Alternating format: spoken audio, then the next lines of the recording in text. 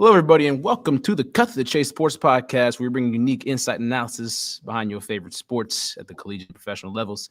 I'm your host, Chase Yantz. To my right, I got Brady. I did this way. No, this way. Brady, what's up? Oh, not much, Chase. Excited to talk some more Ohio State football, and really excited to have Dee on today. Yes, sir. And then we'll bounce it down to Matt. Matt, how you doing? I'm excited, man. I mean, it's not every day we get a former Ohio State Buckeye on here. We've been looking forward to it for a long time, so I'm ready to go. I'm excited. Most definitely. And then obviously right below me, we got our very special guest, as it is the season 2 finale of the Cut the Chase Sports Podcast. What better to bring in than Mr. Dee Miller himself? Dee, thanks for coming on. Man, thanks for having me, man. I'm looking forward to it. Been watching you guys and glad to be on the set. Yes, sir. We really appreciate it, man. We appreciate the time you taking out of your day to come on and talk some Ohio State football and just talk a little bit about yourself, you know. Mm-hmm. So we're not going to waste any time. We're going to hop right into it. So you are from Springfield, Ohio. We're all from Springfield, Ohio. Actually, that's one common thing we got. Went to Springfield South High School. My parents actually graduated, I think, a few years before you did. But what was it like kind of like your background, growing up from Springfield in the 937 and just some of your favorite moments while you played at Springfield South? Because I obviously I look back all the numbers and, very talented receiver the entire way through. So just what was some of your favorite moments back then and obviously growing up? Man, I think a lot of us, man, a lot of my friends always loved a lot of sports. Back in the day, we were just playing, whether it was baseball, basketball, football, just growing up, you just played everything. And I think for a lot of us, we just obviously gravitated towards football. And, in that time, Pee Wee was Little Tigers. Yep. It's kind of crazy because we played tackle football in Pee Wee. And then we went to middle school at Hayward. We played flag football. Then when we got to South, we got back into contact. So being able to go through those different levels of football, flag, obviously, we still did a lot of tackling anyway. But, just experiencing that, Springfield's a very, very small city, as you guys know. So growing up on the South Side, it was special. A lot of friends that I'm still cool with now. But, man, I just think, going from Pee Wee to middle school and then, you always have this dream of, playing the NFL. You might not even think about which college team you're going to go to, but to go to high school at South and then go to Ohio State, man, it was definitely a worthwhile. But I tell you what, one of my favorite moments is being able to play with my buddy Chris Wallace, who stayed 3 doors down from me. Mm-hmm. We met in elementary, so that was a good time for us. Yep. And Chris, I believe he's been at Springfield for quite a long time, actually, up there coaching and all that. Sure. Yeah. So, they have Chris is like offensive guru. So I think what you see the success in our high school now really gravitates how he prepares them. Definitely. The high school's doing a lot up there.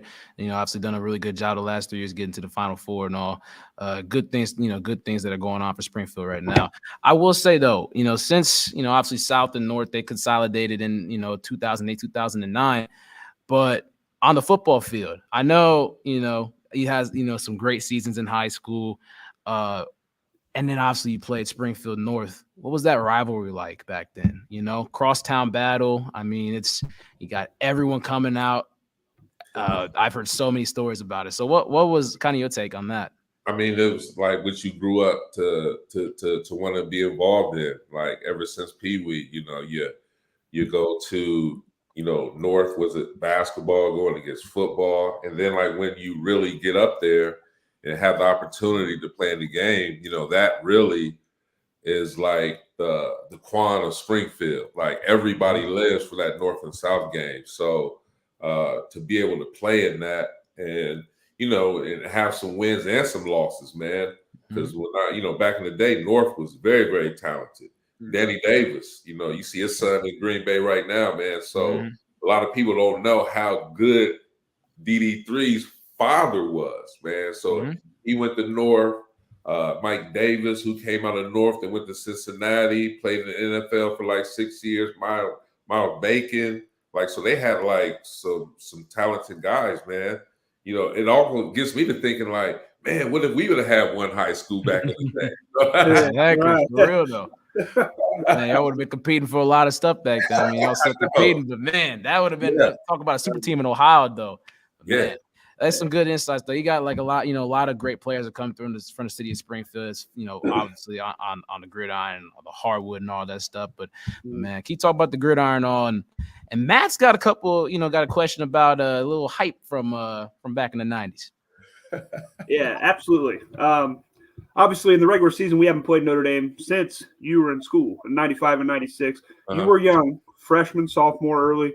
I mean, you were playing behind guys, Terry Glenn for a year, David Boston, Demetrius Stanley. I mean, the talent was unbelievable. Yep. So in terms of receiving, maybe necessarily didn't have a huge impact early, but special teams wise, stuff like that, you were playing a lot still. Just talk about the hype of the 95 and 96 game. Both of those games, really. Which one was bigger, playing at home, playing on the road? Just talk about the hype building up, because up to that point, we hadn't played Notre Dame since the 1930s. So that, I mean, my parents have told me stories about it. It was just a huge hype to that game coming into it. So just talk about, the hype around it, being a part of the program then. Just talk about that.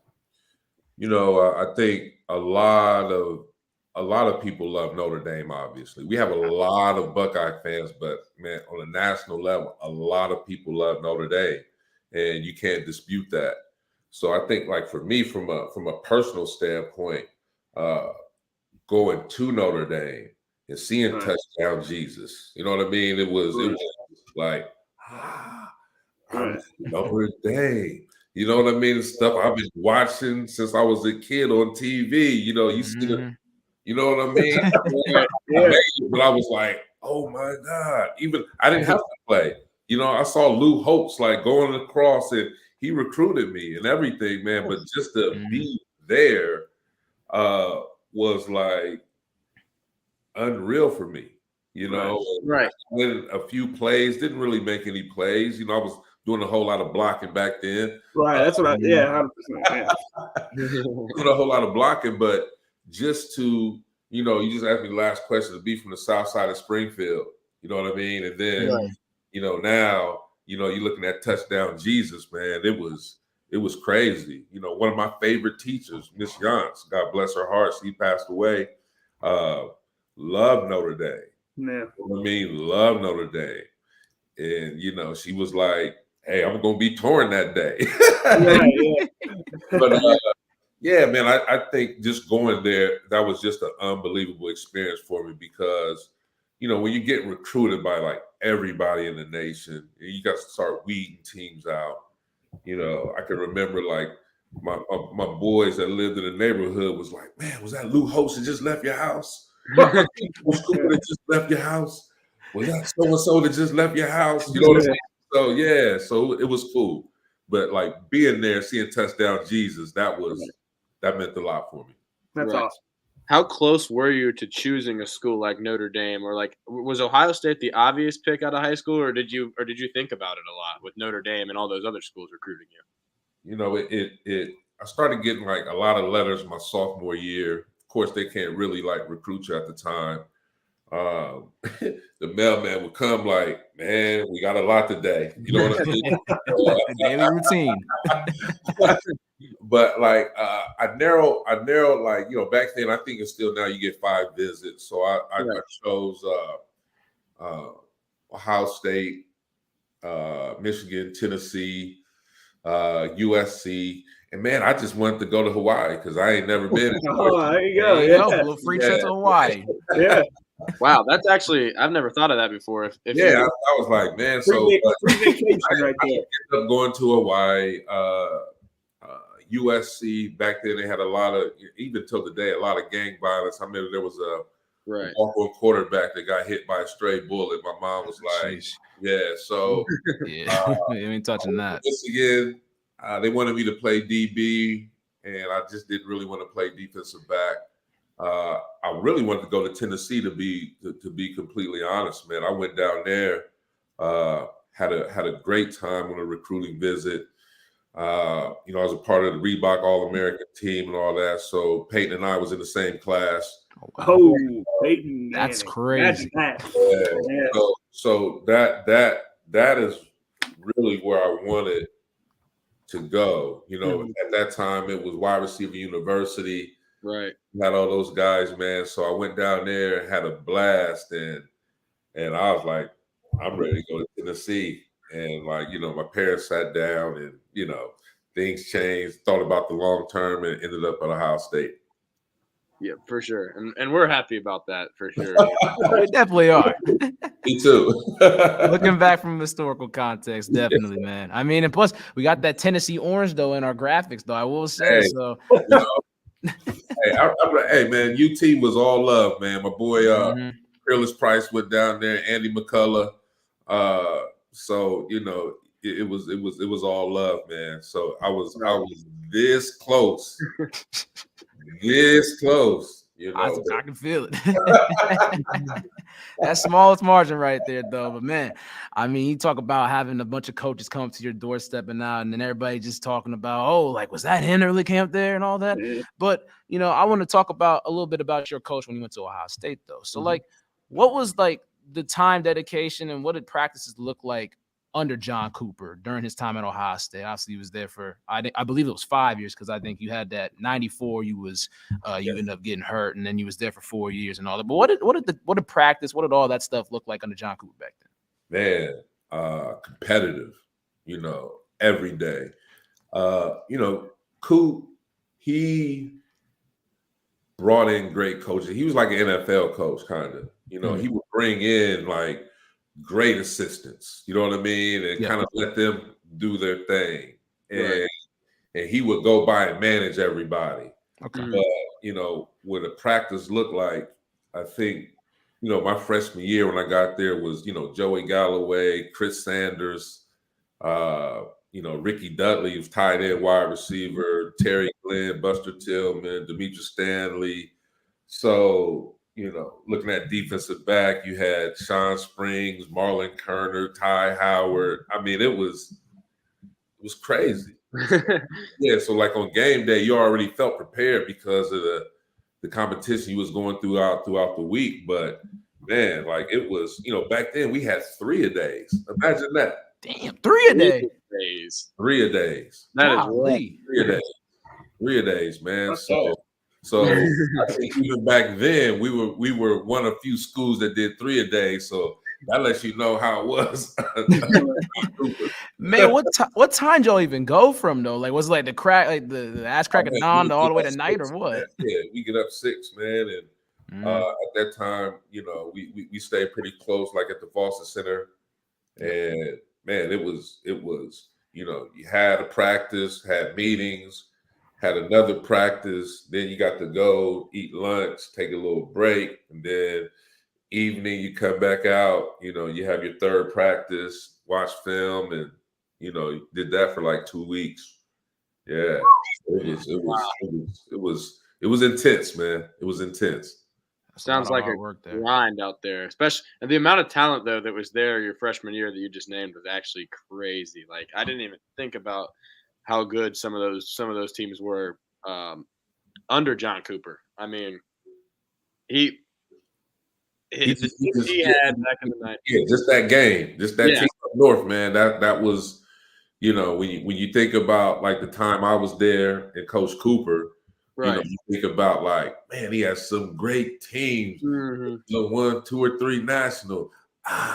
It could never be Michigan, kind of. You know what I mean? So like, that's kind of, you know, when you think about our era, even though we had great players, great teams, you know, your rep is really what you do to that how you handle that team up north.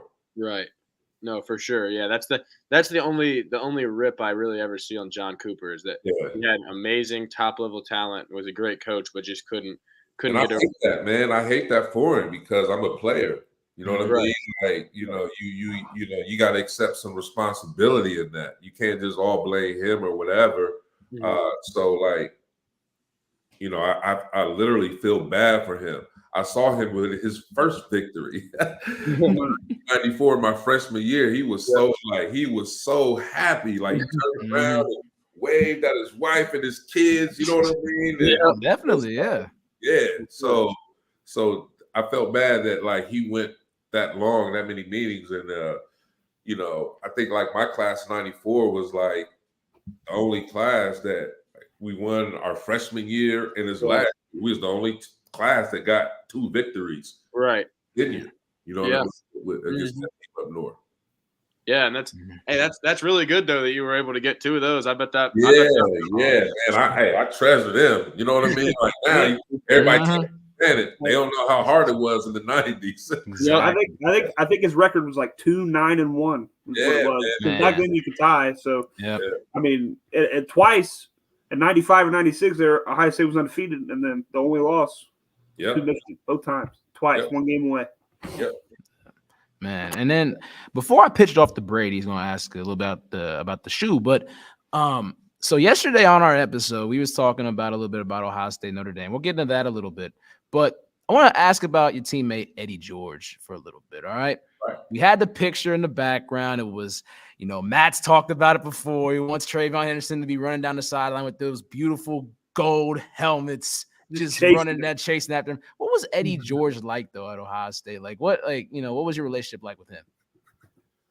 Man, like coming in, just coming in my freshman year, I just didn't understand what type of athletes were at Ohio State. Like I got recruited, I saw practice, and you kind of leave there like, I'm like them. You know what I mean? Like I'll be all right. But like when you get up there, it just lets you see, like Eddie's like 6'4", like 230, like you know what I mean? Like it's like you don't see guys like that all the time. Insane. And not only that, like his work ethic was like second to none. So it's like, his first couple years at Ohio State didn't really go that well. I think he fumbled a couple times against Illinois, like the 1 or 2 yard line or something like that. But to see him overcome that and like just to see the work that he put in every day, and then to see him win the Heisman was like, whoa, like, but when you look back, you're not surprised because, when you see people that put in the work like that, like you understand like why they put in the work, and he every day put in the work, man. So he was something that like set the tone of the whole team. It's like, you don't want to always have him outworking you, and so like he would make everybody else, I think, step up their game as far as like workout. But he was disciplined, very, very humble individual. You would think someone like that would be very, very cocky, and like he's just the total opposite, man. So man, he was definitely someone that I looked up to, someone I look up to now. Happy with the success he's doing with coaching and everything, man. But I'm not surprised because I've seen him when he was, 22, and success is just always going to follow him. Most definitely, and I mean, you look at it like. He obviously had a crazy career at Ohio State, went to the pros and did a lot of damage for the Tennessee Titans and the Houston Oilers and all. But, I mean, man, just great insights to see on him. But I want to pass it over to Brady. I mean, we got to talk about the energy at the shoot.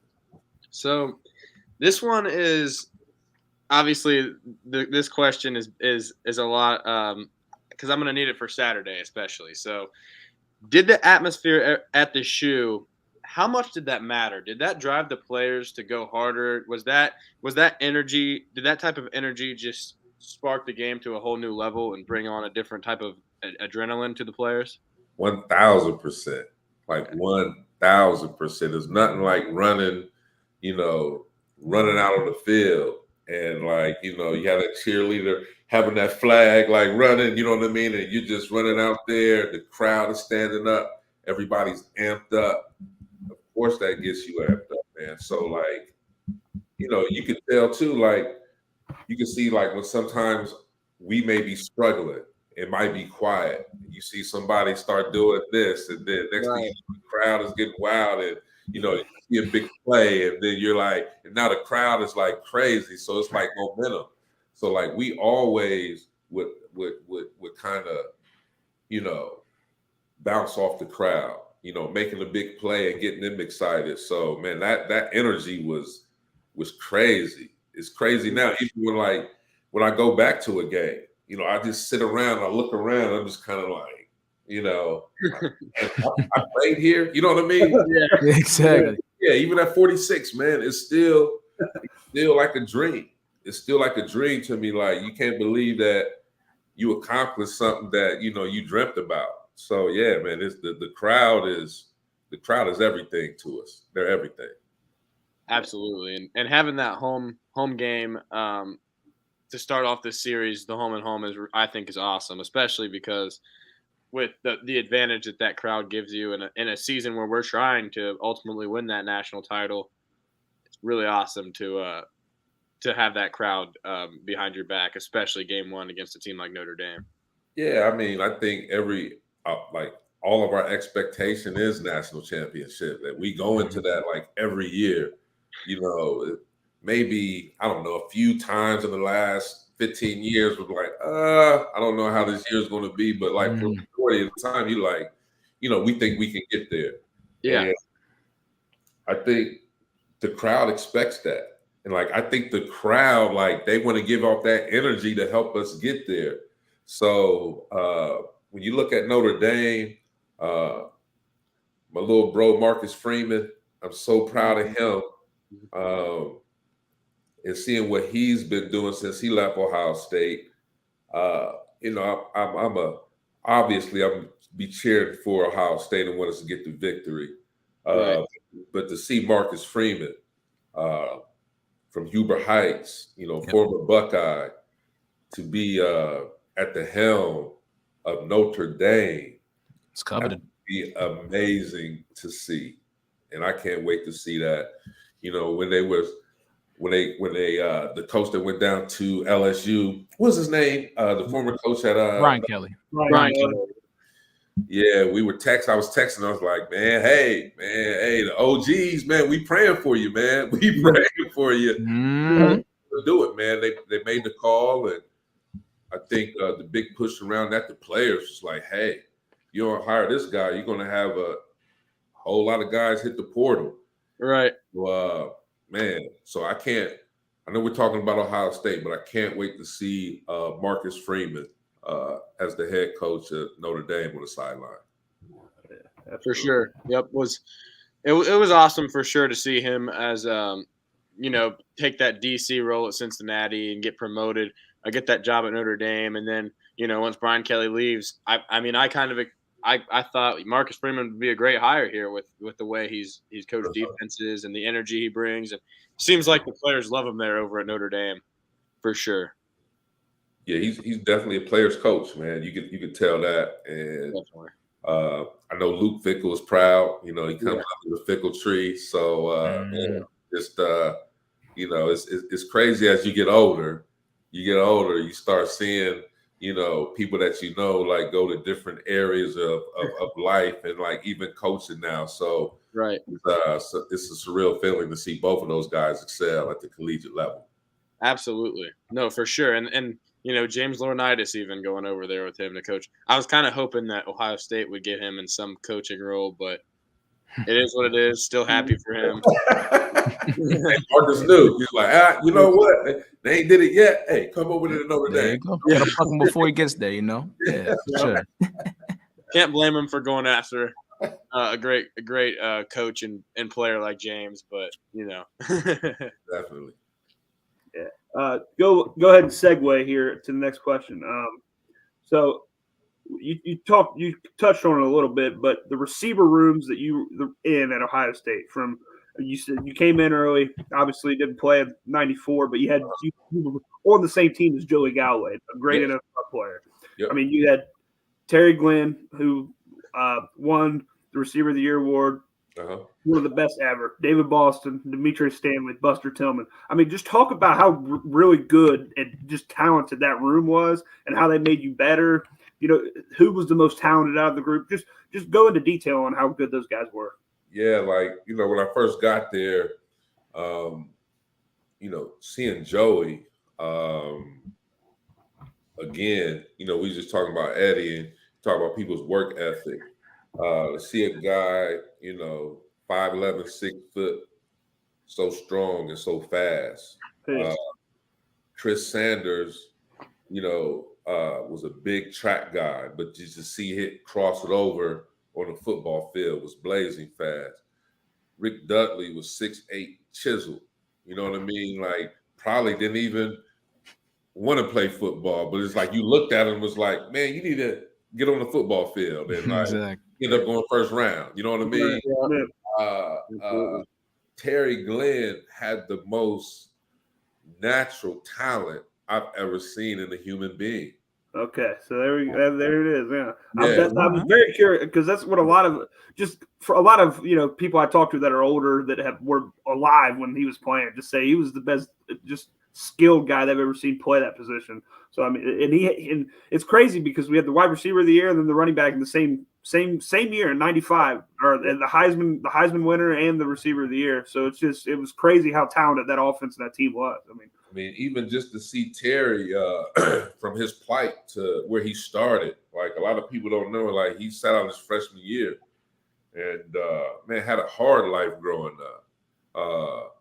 Never knew his father. His mother had been murdered. You know what I mean? He had, been to like different households, and the Henley household brought him in and took him in, man. And he had comfort and was able to excel. And for me, it was crazy because my freshman year, neither one of us was really playing.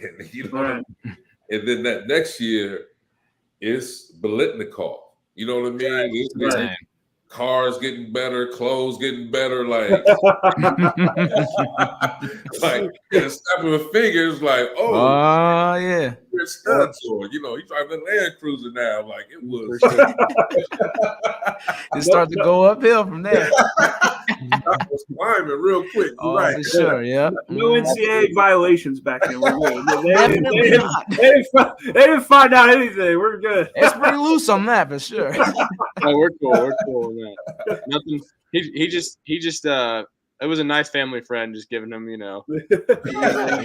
Exactly. What about David Boston too? I want to touch on him. So, as they transitioned out, after Terry balled, Demetrius balled, and then it was Dave and myself. Right. You know what I mean? Then we left, and in our room at the time, it was, me, David, Kenyon, Reggie Germany.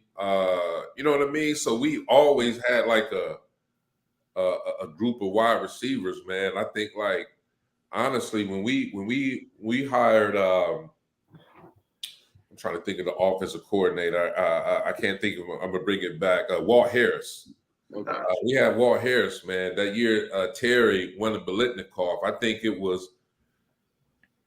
Everyone knew that we ran the ball at Ohio State. We would always have, one dominant receiver. But I think, like, after that tenure, man, like we really got hot, like at the wide receiver position, like Boy and them's crew, then me and Dave and them's crew, and then you had Reggie, Kenyon, Santonio, Mike Jenkins, and then it just like kind of just kept going.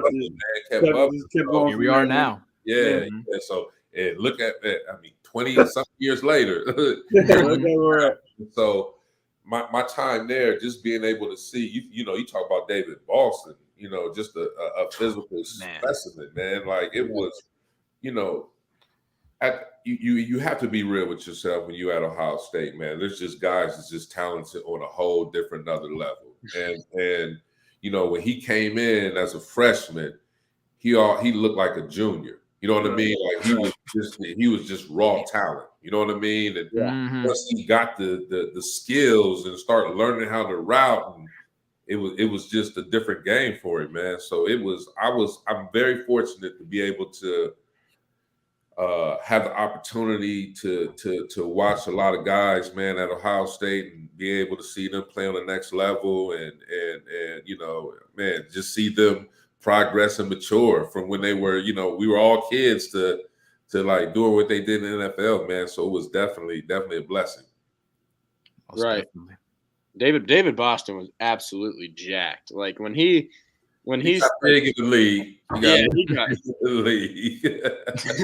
He got super big in the league, you know. He got giant. Yeah. He actually didn't he have the career touchdowns record before Chris Olave broke it? Yeah. Mhm. Yeah. I knew it was like 34 or something crazy like that. Man. Yeah. He was a that stood for quite a while though. And I mean, talking about more receivers and all, I mean, we gotta ask. Brady's gotta ask this one though. I'll tell you that. So I'm just wondering, do you have any type of relationship with the players, any current players at Ohio State, and then like specifically like receivers? But if it's any other position and you know them as well, just do you have any type of relationships like that?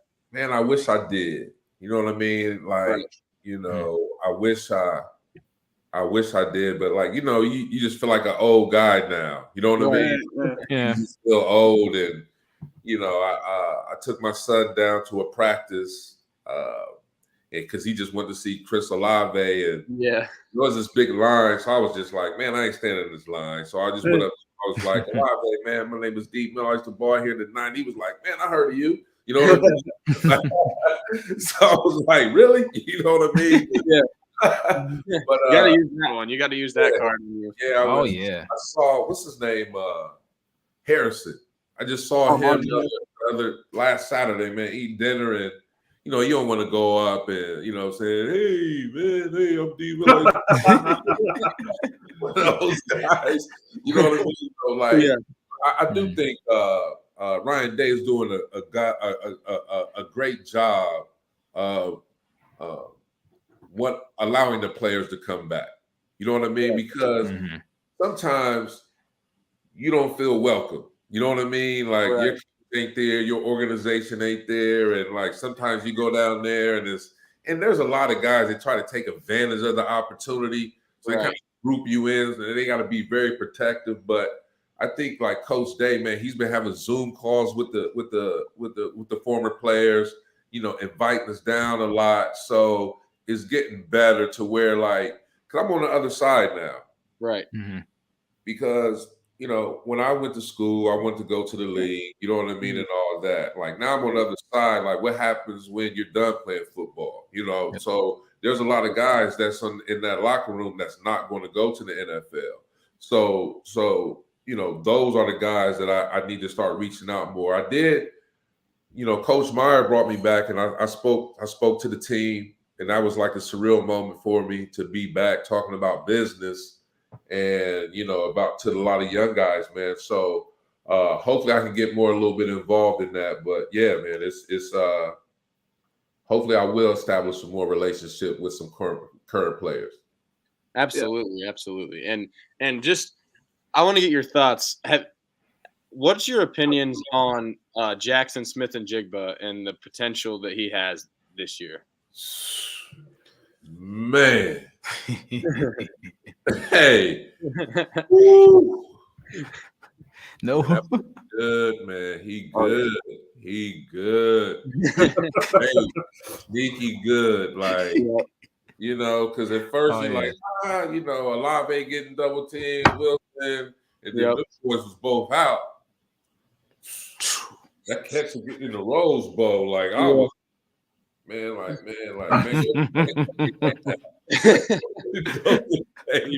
now. For sure. So, he grew on me. I tell you that. He really has grown on me. Now, like, if he asked me to have the pom-poms, man, I cheer pom-poms for him.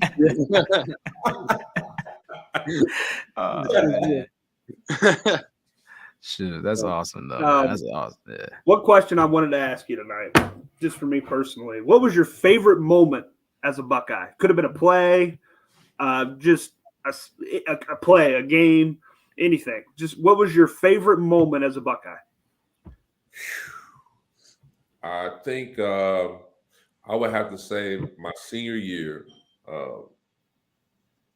when we played Michigan at home. Yeah. It was my last game at Ohio Stadium.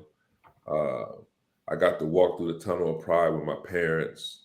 Oh yeah. You know, we were talking about what was it like growing up in Springfield, and like my parents had been in like every game, but they was there as like spectators, and like to get their reaction when they was on the football field with me, looking up at everybody. You know what I mean? Yeah. And scored a touchdown that game. We won. To me, that was, you know, seeing my parents' reaction was, you know, because they sacrificed a lot, so much for me, like growing up. So like that was like the a surreal moment for like all of us. You know what I mean? So that's awesome, man. I mean, getting a pair of gold pants. I mean, especially in the Cooper years, like those wins didn't come very often. Like we talked about. Hey, I ain't selling these gold pants like not one bit. Yeah, I ain't selling those motherfuckers. I got some. You got like 5 championship rings. You're like, I'll sell one of these. You know what I mean? But like, that's awesome, man. Yeah, that's awesome. That is awesome, man. So before we also value time before we gotta get out of here and all. We previewed the game yesterday, Notre Dame, Ohio State. It's obviously the big game. We talked about it a little bit earlier. We talked about, your relationship, how you feel from Marcus Freeman going into Notre Dame, taking over and all. And obviously, your huge ties to Ohio State, how you feel about them. Obviously Jackson Smith and Jigba. So I just want to ask before you get out of here, what your pick is for this game, for this big game. I mean, of course, Oh yeah, I mean, you know what I mean? Like, yeah. CJ Stroud, we got running backs, we got wide receivers. Like I said, I want to see Marcus on the sideline. You know what I mean? Yeah. I think it's going to be, when you come across games like this, it's going to be a tight game. It's going to be emotional for both squads. You're going to see guys making mistakes. It's early in the season. They're going to have to calm down in the second quarter, and that's when they're going to start playing ball. But I think, when you look at the tenacity and just the depth that we have offensively, I just think that's going to be hard to stop. I just think that we're loaded. Flip side, defensively, I think people will see, okay, how physical are we? You know what I mean? Like, how physical is this Ohio State football team? And a lot of people, kind of talked about our tackling last year. It's like, hey, you're going to have to put up some tackling. So, defensively, we're going to have to do our best, right? So, but at the end of the day, I just think the momentum, you asked me about the crowd. We have the talent. I think Notre Dame is going to come in here and play obviously tough. Why wouldn't you want to play for your head coach who used to play here, right? This is Notre Dame. You have the Styles brothers, going against each other. You know what I mean? It's just a lot of hype, a lot of emotion. People are going to have to really chill and then start playing the game. But overall, I just think that we're just too talented of an offensive unit, and athletically, even if we miss a few tackles, I just think athletically, defensive wise, man, it's just going to be hard for them to come in and get a victory game one. For sure. Couldn't agree more with that. We got the same take on that and all. But man, Brady, Matt, you guys got any final things to ask or say to D before he gets out of here? Just thanks for coming on. We really appreciate it. It was a great episode. Great talking to you. And we really appreciate the insight you gave to us. Yeah, thanks for having me. Yeah, I couldn't thank you enough. I mean, this was a perfect week to have you on with the Ohio State Notre Dame history that you have, just playing in those games, coming in this game. I mean, it was perfect. Like I said to start, it's not every day you get a Ohio State football player on here. So I love that you came on, man. I really appreciate it. Can't thank you enough. Springfield boys, and I'm gonna make sure Carrie. Now we're here and now we're here. And that it's small world. Very small world we live in, man. I appreciate you coming on. We really appreciate you coming on. For sure, man. Definitely. Got to keep in touch for sure. Yes, sir. Y'all be well. Yes, sir. You too. You too. You too. Peace. You too. Yep. We'll see you. All right. So now we look at what's going on here in the world of our picks. That was awesome, though. I gotta say before we go on to our picks, that was awesome having D Miller. That was awesome having D having on. All right, that was dope. That was dope. That was really nice of him taking time out of his day and all to come on the show. So we'll kind of roll into what we're doing right now. Ohio State, Notre Dame is up on the screen. Let's save that for later. All right, let's save that for a little bit. All right, we'll give our picks here. All right. Yes, we're gonna shift it away. We're gonna go to Thursday. All right. Pittsburgh, West Virginia. So I'm gonna let Brady go first on this one, on what his pick is for this game. What do you think? So this one is actually sneaky. I mean, this could have been the pick for the underrated game as well, with West Virginia. Nobody's talking about this storyline. These are two guys that battled each other for the quarterback spot at USC, and both of them would switch on and off as like who was in the lead and who was the starter. Keaton Slovis versus JT Daniels. So I honestly think this is a really cool game. Pittsburgh, the defending ACC champion, but did lose their first-round QB and Biletnikoff wide receiver, no matter how stupid it was that he won that. But he's at USC now. And you got West Virginia with JT Daniels, and they have some athletes always out there on the edge. Not always the greatest, not always the most stout defense by any means, but I feel like their offense in years past has rolled pretty well. Dating back to the Geno Smith days, Tavon Austin days, and then even as recent as Will Greer and all them back when they would get into 58 to 56 losses to Oklahoma. But my pick is going to be Pittsburgh here. I just think their coaching is too good with Pat Narduzzi, and I just think that they pull this one out. It's going to be a really good game, but I think that Keaton Slovis, he seems confident heading into this game. I just think he goes. I like it, Brady. That's a good pick. And I'm gonna tell you this right before you get into it, Matt. I'm gonna say that I agree too. Number 17, Pittsburgh, Washington, West Virginia. It'll be a very good game to see. Another sneaky game to look at. But 34-21, you said? 37-31. 37-31. I'm sorry. No, you're wrong. You're wrong. Terrible. Okay. It can't be 37-31. Okay. We got to sound the alarm, though, because it can't be 37-31. I'll go 34. I'll go 34-24. But we got to sound the proverbial alarm because it's a Matt pick alert. It's a Matt pick alert. Here I come. Lock it in. Here I go. Second one of the week. And by the way, you had it as Pittsburgh at West Virginia. It's West Virginia at Pitt. I'm an idiot. No, I'm just. It's fine. I'm just wanted to correct that for everybody before I give appreciate at Pittsburgh in Heinz Field or wherever the hell they call it now. They just changed the name of the field, whatever it is. Yeah. But this is more than just like a game. This game was actually a huge game back in the 1990s and 2000s. This was. When they were both in the Big East, this is a backyard brawl. That's what they called it. Football. That's what they called the rivalry, the backyard brawl. So this is a big game. I mean, I remember 2007, LaShawn McCoy for Pitt, and then Pat White and Steve Slayton for West Virginia. That was a hell of a game back then. Mm-hmm.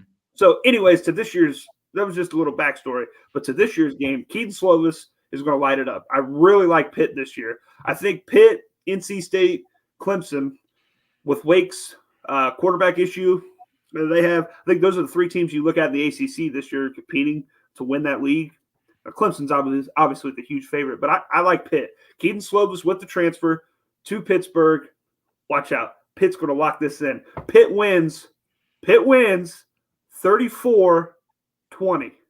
Pitt covers 7.5. Put your bets in, folks. 7.5. Pittsburgh Panthers roll. That's a magic alert right there, presented by nobody because we have no sponsors yet, but we'll get some soon. All right. Number 23, Cincinnati. Number 19, Arkansas. That's Saturday, September the 3rd at 3:30 p.m. on ESPN. We kind of alluded a little bit yesterday, but, I'm going to roll with Arkansas. I'm going to say that they win this game by about 13 points. I'm going to give them the score of 30-17. Arkansas. Matt, what do you got? It's a little tough. It's not Matt's pick, so Yeah, no, save. I'm gonna take 34-31 Arkansas in a barn burner down there. I think, like I said, I think Arkansas is going to have a really good year this year. I'm thinking they're going to end up 10-2, possibly 11-1. So they got to win that game to get to that pick. So I'm going 34-31 Arkansas. All right, Brady. You know what? I thought about this game, and I'm going to go 24-3 Arkansas. I like it. So you think the blowout? Let's hear it. Yeah, I think their defense just comes in there. Cincinnati with a young offense. They're not going to be able to move. I think Arkansas has too many athletes on this defense to really get gashed. I think Cincinnati has trouble getting on the board, 3 points, and then I think Arkansas, finds more of a rhythm. Doesn't put up like a crazy amount of points, but 24-3, I feel like is that margin to where I'm not going to make this like a Brady's picks where I'm not super confident on this, but I have a feeling I have a feeling Cincinnati is not going to score too many points in this game. So hey, that sounds like you need to put in a Brady's pick right there. You might need maybe fire up a little bet on the old Hogs over there, Harry. I'm not more confident than this, but Okay. I do like Arkansas in this game by somewhat of a blowout. Huh. All right. So a little shaky on the pick, but hey, you are very confident in Arkansas getting a very, marginal win in that. So, yes. Cincinnati, Arkansas, 3:30 on ESPN, other 3:30 game on ABC, Oregon and Georgia. I know we've had some thoughts on this.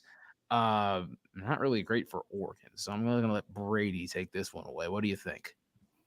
Yeah, I mean, obviously, I do think Georgia's going to win this game. I think the defense is way too good. I don't think Bo Nix has the receiving core or the running backs or anything, or the offensive line even for that matter, to be able to put up too many points on this Georgia defense. And I think Georgia's, like we said, tight end room is literally has a good argument for being the greatest ever. And when we look down these next few years down the line, see what that room ends up doing, it's actually unreal. So, they'll have those guys. They have Georgia's better at literally every position except for linebacker than Oregon, and there's really no debate about it. So I'm going to go Georgia 30-38, Oregon 17. Okay. Matt. Georgia dominates, rolls. Georgia 41, Oregon 10. Domination. We're talk about a domination right there. Wow. Okay. All right. Roll dogs on that one. Not roll tide. We barking on this thing. All right. I'm gonna go with Georgia as well. I think they're gonna end up winning this game 35-13. I think Oregon will score a touchdown early, and it'll look like, the West Coast, hey, stand up. Just kidding. You're not doing shit. Georgia's gonna go on a roll. And we'll talk about, you got Georgia there playing Oregon 3:30 on ABC. That game is down in Atlanta. Utah, Florida, Saturday the 3rd, 7 p.m. ESPN. I look at this game, and you got. I'm gonna go with Utah, obviously. Man, score-wise though, I'm gonna say it'll be. I'm gonna go with 27-20. I think Florida's going to play a little bit, past their level and all, just because of the first game of the season and they're playing a big opponent. But I still don't think they're going to, really they're gonna play toward the end. But I think it's going to be a lot closer than what the game really said it was. I think Utah's going to really have this game in the threshold, but Florida's going to score a late touchdown here or there. So, all right, what do you got, Brady? Ring those alarms. This is a Brady's Picks game. Oh, Brady's pick. I didn't Brady's pick. I didn't even have graphic ready for that. What the hell is that? 9-1 is all I'm going to say. Okay. I'm not going to say what I'm even talking about, but 9-1. But so Utah, Florida's defense sucks. It sucked last year and won't get much better. Ohio State's defense sucked last year. Look what Utah did to expose it. They found the weaknesses in the defense and attacked them, and which is the whole thing. No, I'm playing, but so the quarterback is very consistent. Running back is a big, sturdy guy from Dayton, Ohio, and they have the second best tight end room. and they have some solid guys out wide as well. I think they score like I'm going 44-20. So another blowout here. Utah spanks Florida in the swamp. I like it.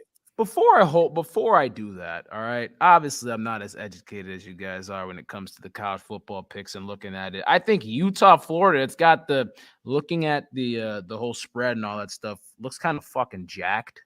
So let me change my pick.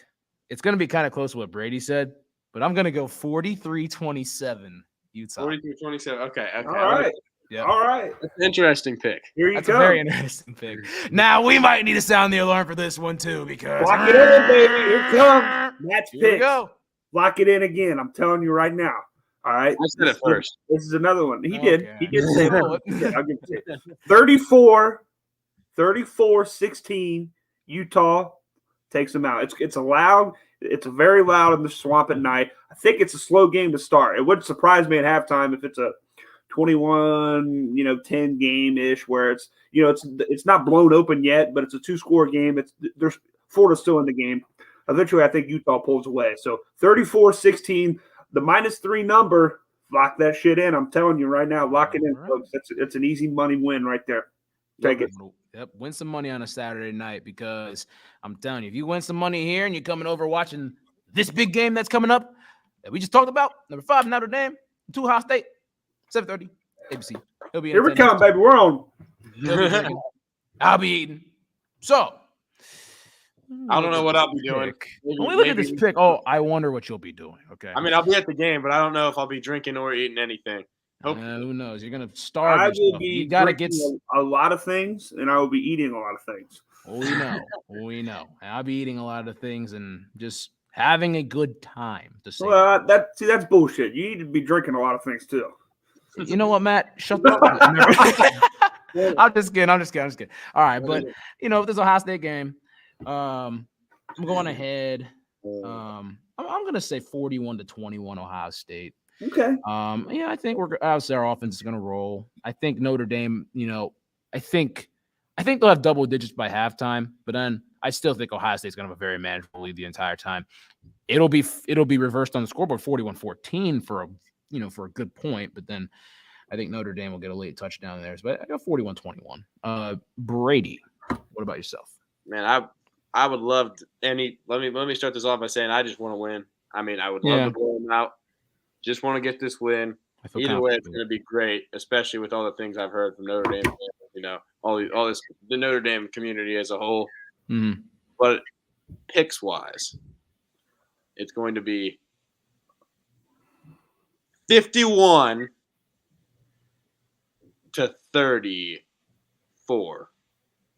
Ohio State. I think we come out of this game. Fireworks. I think yes. I think we like the background of our screen. Fireworks. Right. There you go. That stuff is going to be going off all day. I think we're going to have questions on defense after the game still. But I think I think we give up some big plays that are very annoying big plays that are like we can get those fixed on over aggression, and we're going to have to learn how to fill those gaps that we like if we blitz and they hit us right where we don't want them to. I really feel like Chris Tyree might roll a little bit and get some big gap where he just makes a cut and boom, our defense isn't lined up well because it's used to this. I'm not saying like our defense is going to be like last year. It's going to be a different type of. It's going to be like last year we would just get gashed down the field and it was so annoying. Like I'd rather give up a big play than get gashed down the field every drive because a big play.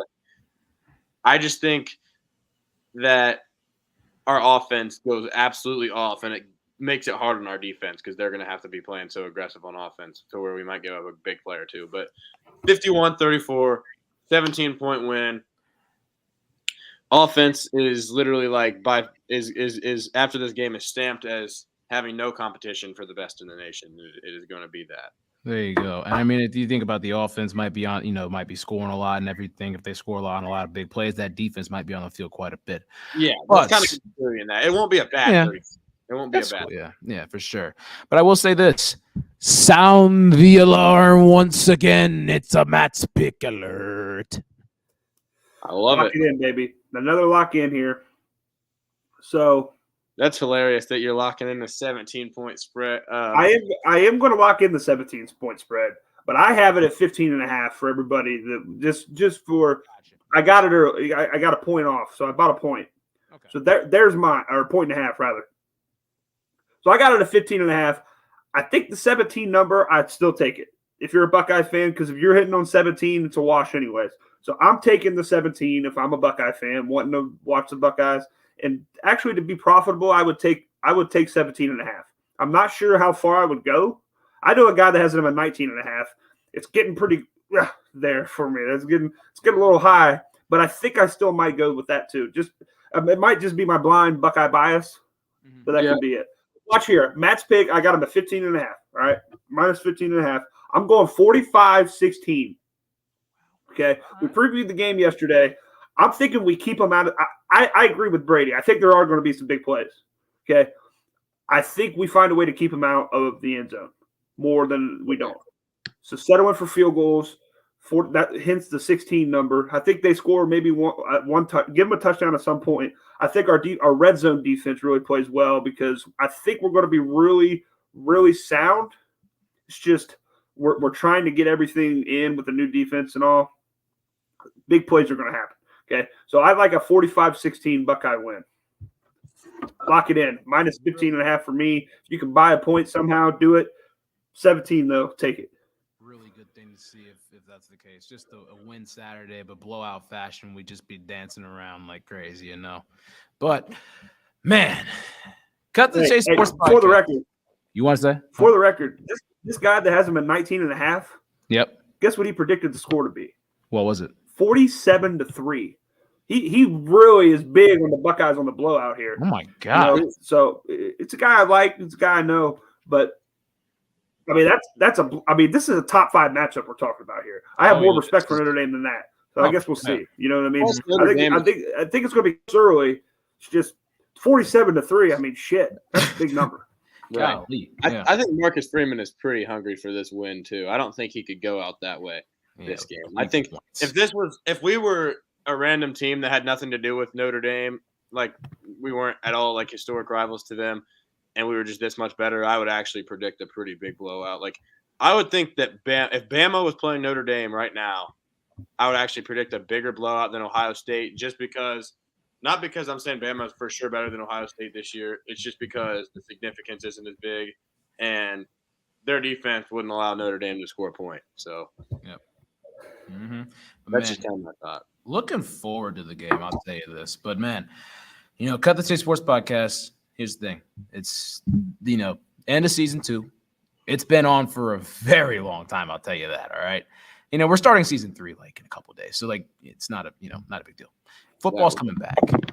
We started the YouTube. We had our first episode on YouTube a year ago tomorrow, September the 1st. Yeah, because we used to be on the it wouldn't show our faces. Yeah, we used to be on audio, all right? So I just want to say this, all right?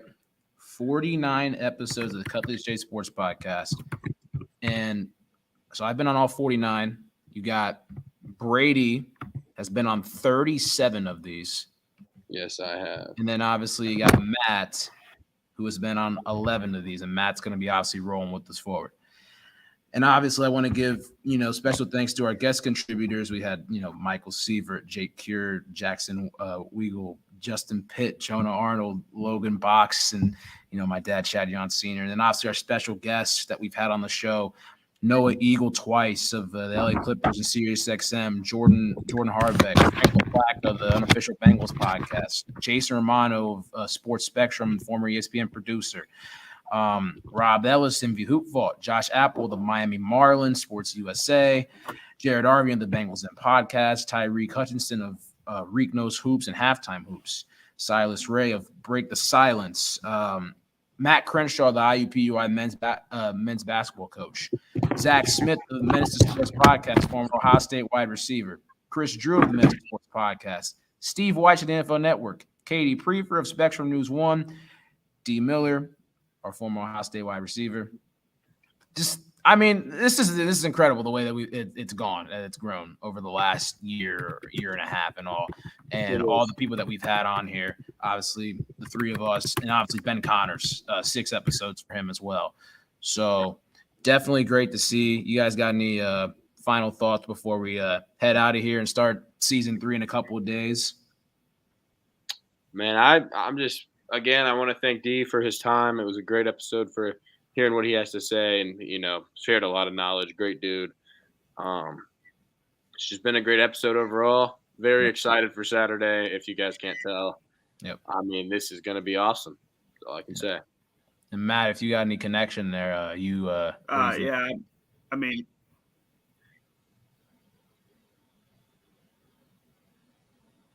you guys got me. Yeah, we're good. Yeah, you're good. You're good. Yeah, we're good. We're good. We're good. We're good. Yep. My connection's kind of acting funny here. It's okay. Okay. At the end, but yeah, I just like to say, I mean, honestly, it was just awesome having Dee Miller on tonight. I mean, this is a Buckeye. I mean, it's just awesome to have a Buckeye player on. So I mean, but we're just going to keep growing. Thank you to all the guys and all the people that are watching us and supporting us now. But we're just going to keep growing from here, 100%. So definitely, Here we come. We're on them. That's the mission right there, and that's the perfect catchphrase to say for it, though. For that being said, I'm Chase Johnson. That's Brady King. That's Matt Ricketts, the trio. We was in the cut. Now we out. We'll see you. See you guys.